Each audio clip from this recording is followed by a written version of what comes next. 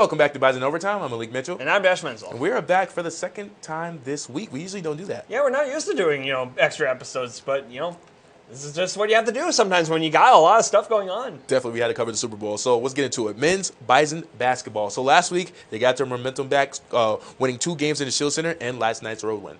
Yeah, and, we talked about in previous weeks how important those road wins can be, and especially against a team like Kansas City, who normally this team struggles against. Yep.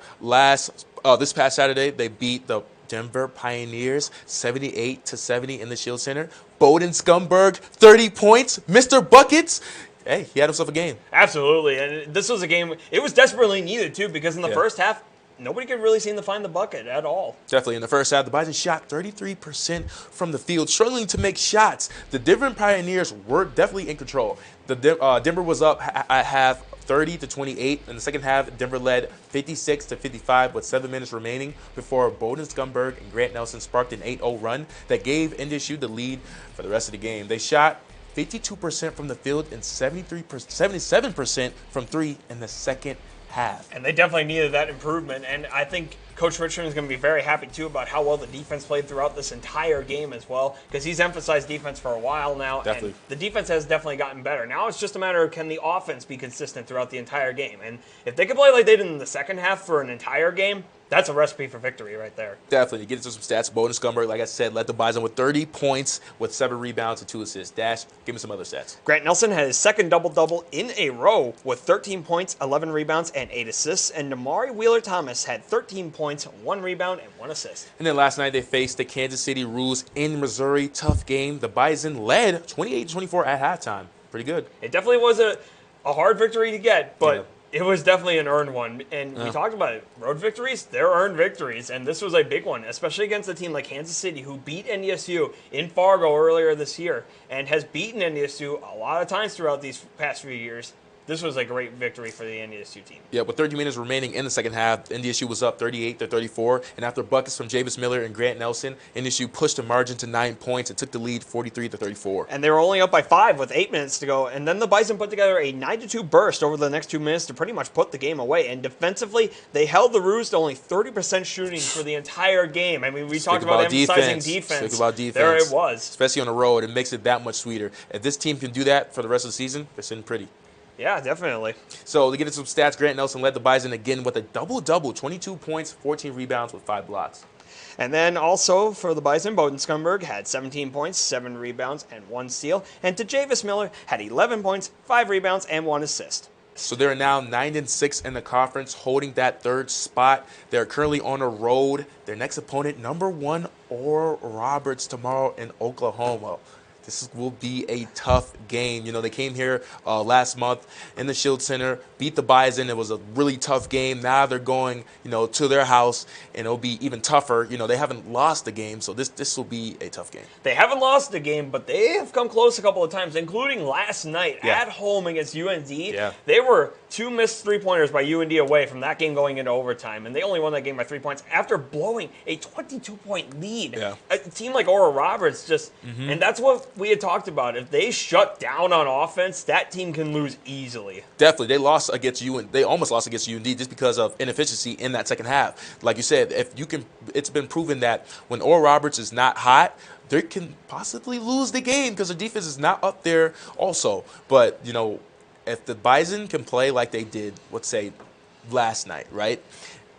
In that second half of the defense against the Rules, they have a chance to beat Oklahoma. It'll be tough. Like I said, they're on the road, but they can get the job done. You definitely, even with shutting down an Oral Roberts offense, you still need your offense to perform outstandingly. Because even when Oral Roberts struggles with inconsistency, they still score a lot of points. Definitely. And also, it's only one more week before the Summer League tournament. Like I said, the men's are sitting at 3rd. If they can hold their spot, they're looking pretty good.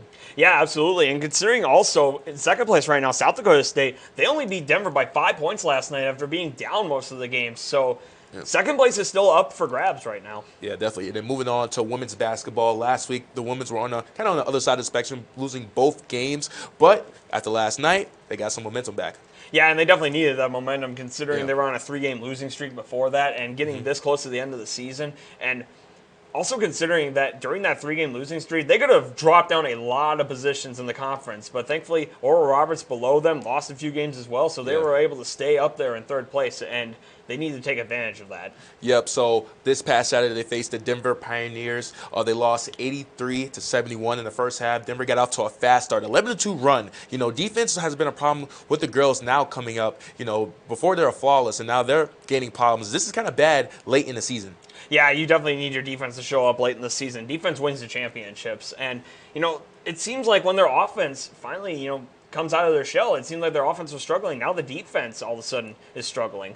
But then the Bison, even when they were down, the Bison did fight back in this game in the second half, cutting the deficit to 3 points with 2 minutes left to play in the game. But unfortunately, the Pioneers went on a 10-1 run, hitting 8 of their 10 free throw attempts at the end of the game to seal an 83-71 victory. Yeah, so this is tough on. I know it's a road loss, but it's just tough on the women's team, especially late in the season. I feel like you need the momentum, especially this late in the season. It just hurts with a loss like that because it feels like some things are finally going right. You're getting more points on offense, more people are scoring, but then the defense falls apart. Yeah. So, you can't get everything that you want, unfortunately, on a given night. Right. Senior Emma Hamling scored 14 points, 4 rebounds, 3 assists, and 2 steals. Abby Graham had 12 points, 5 rebounds, and 1 assist. And Christina Ekafo-Yomain had 10 points, 6 rebounds, 1 assist, and 1 steal. Then last night, they beat Kansas City in the Shield Center, 86-75. Not the greatest win. It's kind of different just because you see the, a little under 10 points victory, but it didn't go that smoothly. In the first half, it was simply a back-and-forth game. In the first half, it was simply who could find momentum first. The Roos were up at half, 42-36.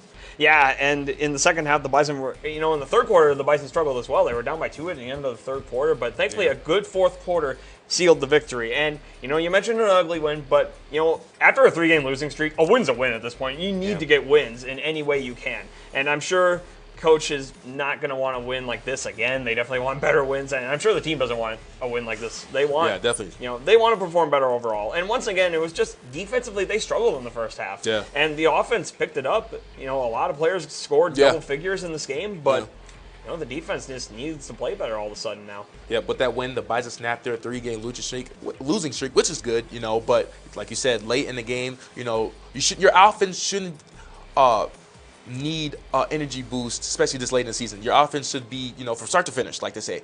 You shouldn't have to late in the second half. That's pretty tough this late in the season. It's always annoying to see, your defense keeping you in the game. You want your offense to be doing well, getting you out there so you don't have to play from behind. Definitely. Hamling also led the Bison in this game, 21 points, 5 assists.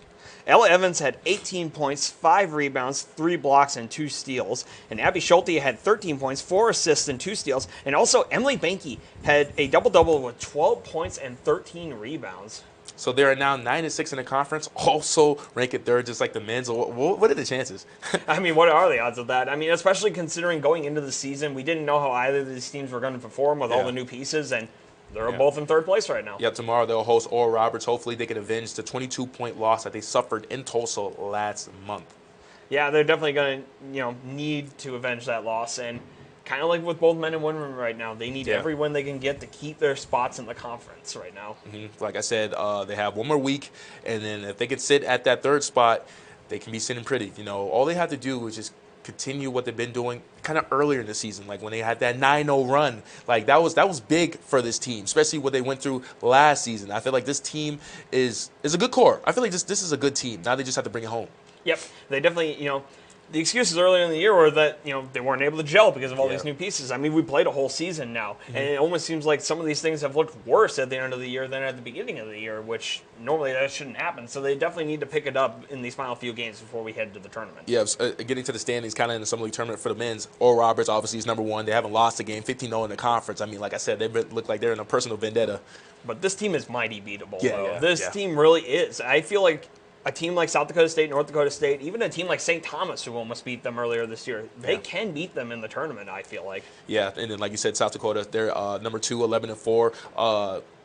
The men suffered a tough loss with SCSU the last time they played, but the game before that, they beat them by I believe 4 or 5 points.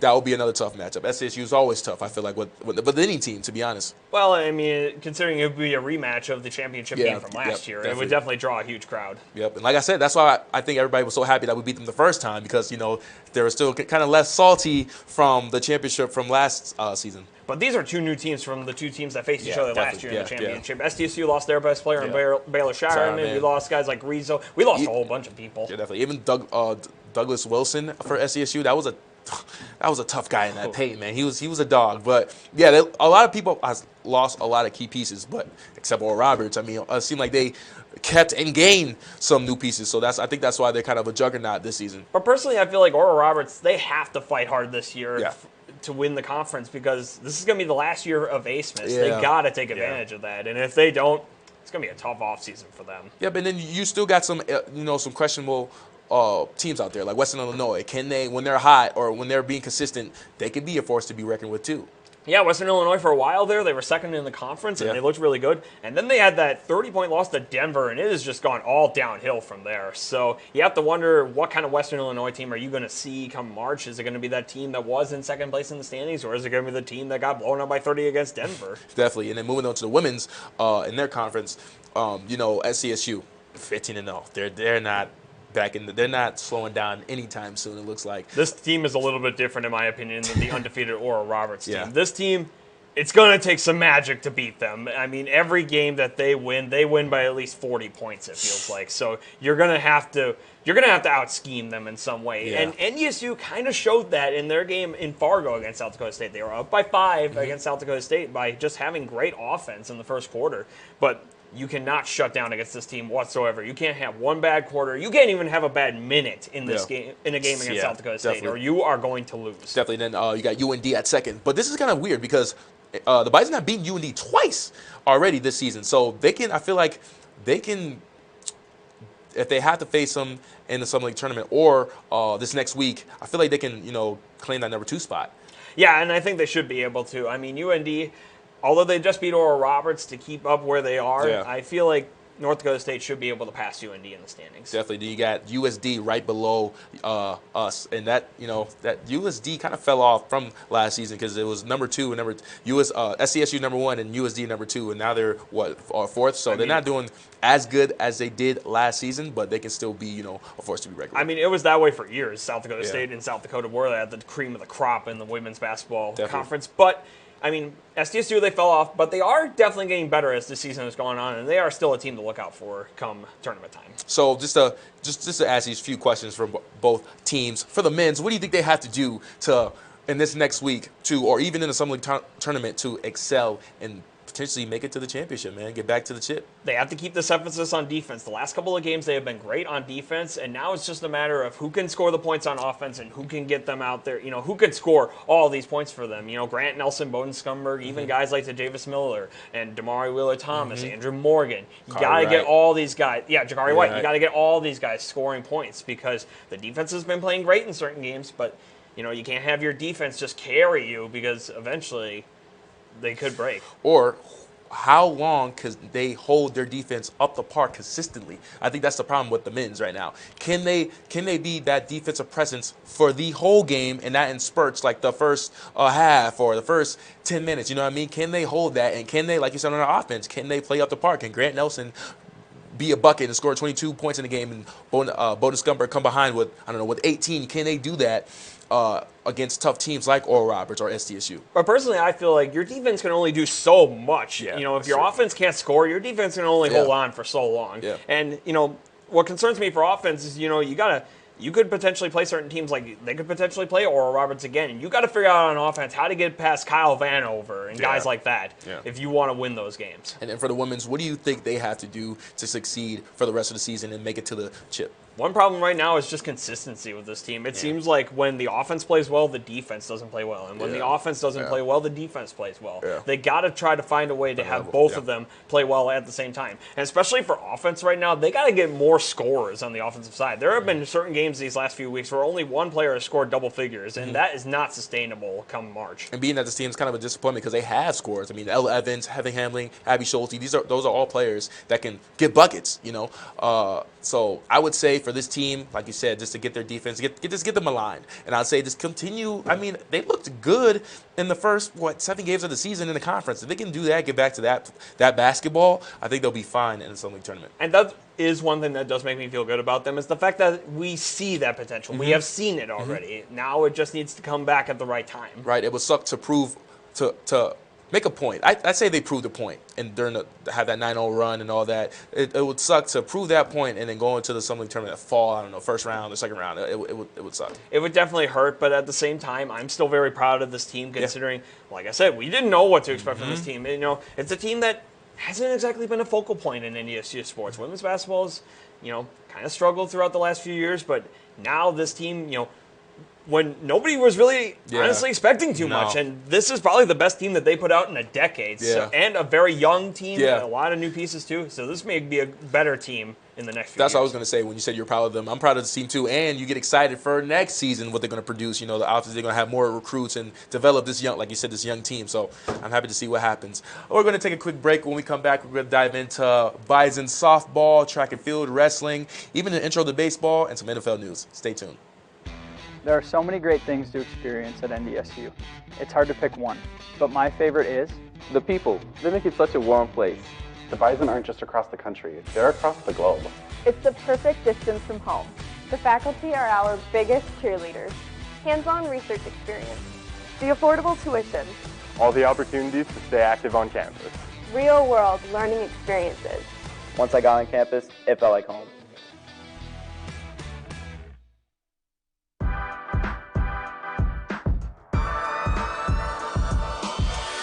My name is Addie Stewart, and I graduated from NDSU in the Department of Communication in 2018. My degree was in strategic communication, and I'm the communications specialist for the city of West Fargo. That includes social media, press releases, breaking news, interviews, media relations, and more. I went into communication because I wanted to do something I was passionate about. There were so many opportunities. I knew I could work for nonprofits, government, small business, agency work. Professors in the department definitely impacted me a lot in my life, making sure that once I graduated college, I knew I could get a job here just because of the connections in the department and the great morale that was in Fargo. Future students should definitely come to NDSU because it's a degree like no other here.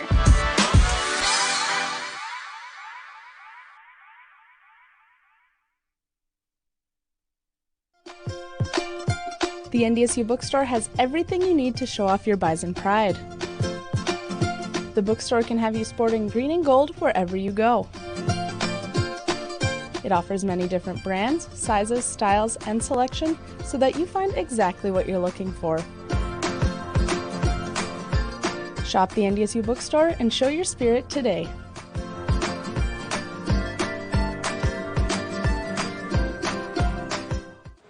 And we're back. The men's and women's track and field team competed at the Music City Song Challenge. The names, man. These names. Some interesting names and interesting locations. The Music City Challenge in Nashville, Tennessee. And SCSU Indoor Challenge in Brooklyn, South Dakota. So it was I wouldn't say the record breaking or the first place ones that they usually get, but it wasn't that bad. Yeah, it wasn't exactly the first places that we normally see, but there were quite a few NDSU records that got broken. Yep. To get into the men's, Zach Johnson ran a personal best of 3,000 meter with a time of 14 minutes and 28 seconds.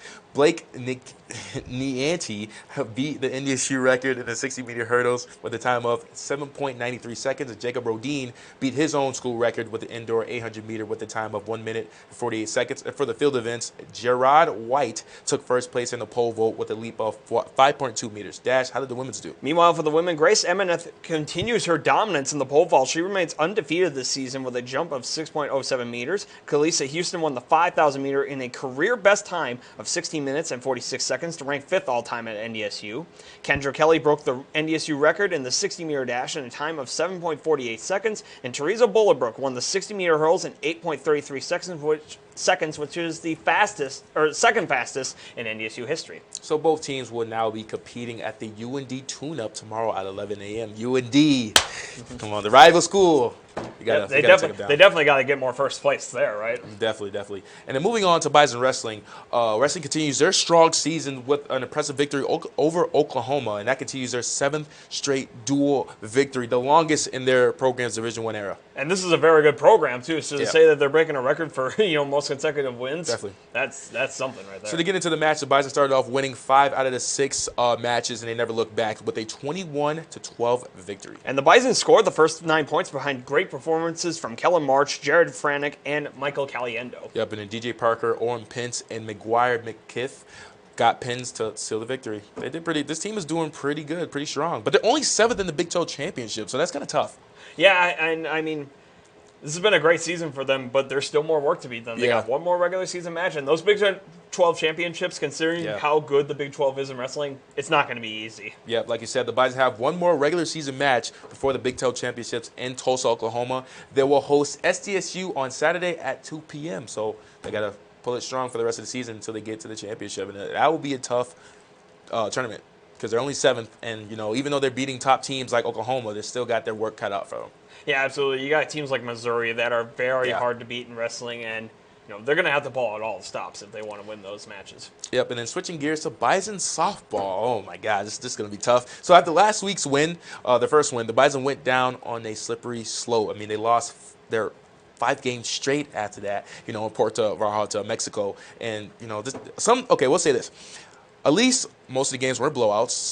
Most of the games were lost by close margins. Yeah, and in a lot of those games, too, they had the lead going late. It was just, unfortunately, if something would happen that would cause them to lose the game in the 5th or 6th inning. Yep, let's get into it. So this past Saturday, they played BYU and lost 10-1. Now, the Bison only got 1 run in the 2nd inning, so it's tough. And they not only that, I mean, it was just struggles from all, top to bottom in that game, and, they end up losing in 5 innings. That hurts. Yeah, and then this Sunday they played Oregon and lost a close battle 4-3. The Bison fell behind Oregon in the bottom of the 1st inning, with the Ducks scoring only 1 run. However, the Bison would answer back in the 3rd with Carly Gochis hit a double to score Baranga to make it 1-1.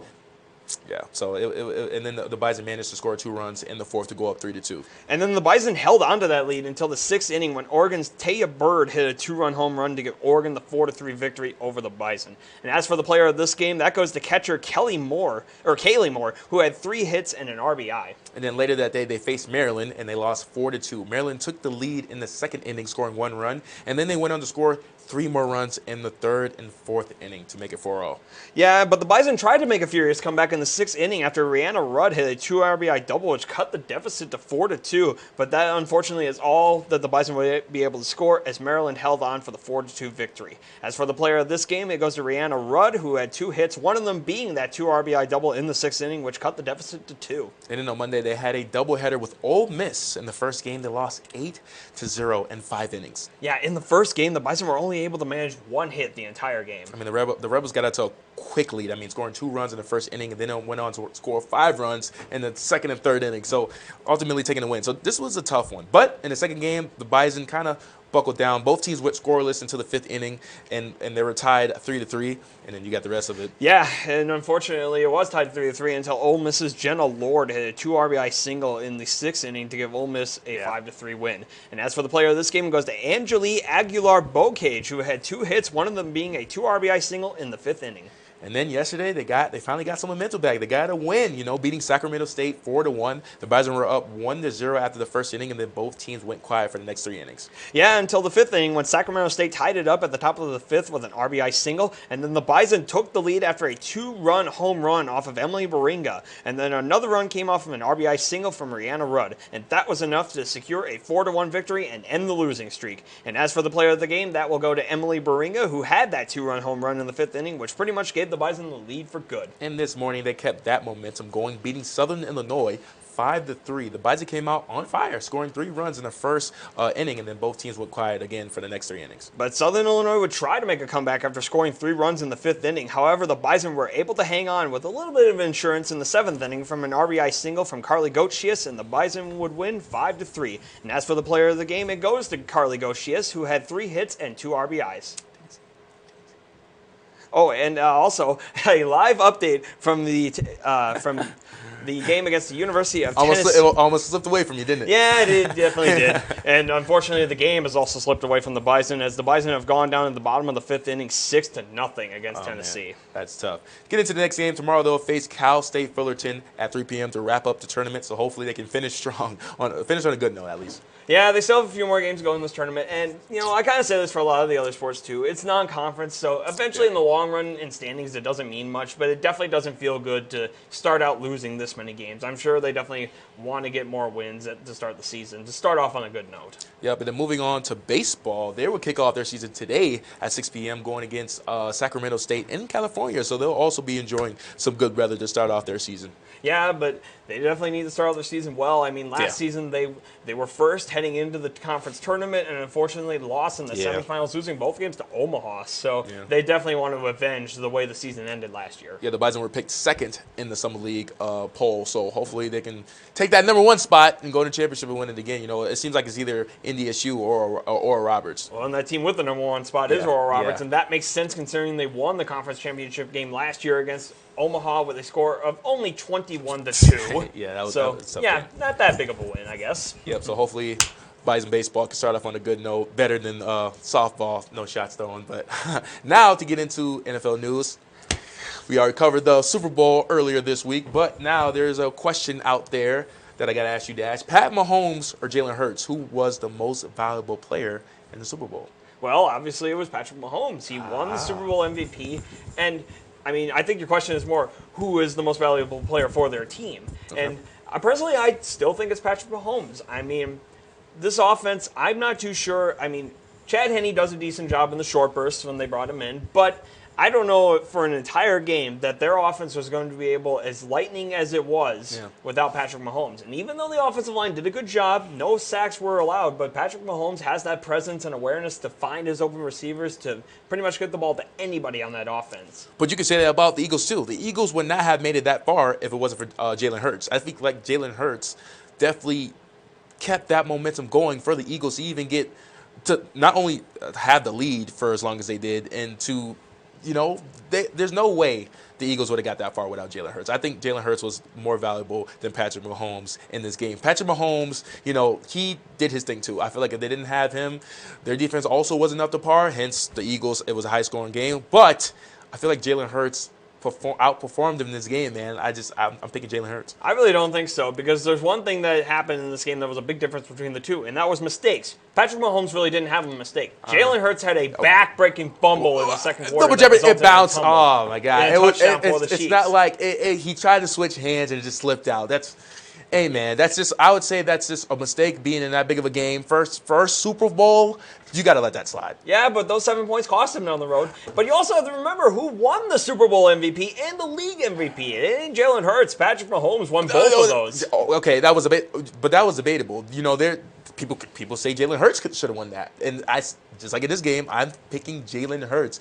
Come on, Jalen Hurts for a player, for the first time going to the Super Bowl and performing like that, when you have all the negativity outside. Do you know how much negativity he got just before playing that big game? I mean, first of all, not even before that game, before the season, can he lead the Eagles? Can he not make mistakes? Can he be the franchise quarterback that we think he can be? Proved everybody wrong during the course of the season. Then he gets to the game, plays exceptionally. Like, he plays well. I'm picking Jalen Hurts. There's no way you can see Patrick Mahomes just because Patrick Mahomes led the Chiefs to a win. There's no way. I mean, yes, I definitely agree that Jalen Hurts could have been in contention for the MVP, the league MVP trophy this year if he didn't miss those 2 games towards the end of the season, to no fault of his own. Injuries happen. Yeah. But at the same time, Patrick Mahomes had the game in the divisional round where he literally couldn't even walk on that one leg and still led them to a victory over Jacksonville. And he re-aggravated that injury in the Super Bowl and just acted like nothing was wrong. But you act like he doesn't have help, right? Travis Kelce, Pacheco. Like, he had several in the offense. Jalen Hurts, man. Okay, he had several receivers, A.J. Brown, Schmitty, but and they had arguably a better offensive line than the Chiefs did. The Eagles had a better rated offensive line. No quarterback, no producing with Schmitty and A.J. Brown. True? Possibly. Okay. Jalen Hurts, I think, takes this one, man. I think we can agree to disagree that both of them have great offenses. All right, you'll get away with this once. You'll get away with this. You'll get away with it. Thank you for tuning in to another episode of Bison Overtime with Malik Mitchell. And I'm Dash Mentzel. And we'll catch you guys next Friday. Stay tuned.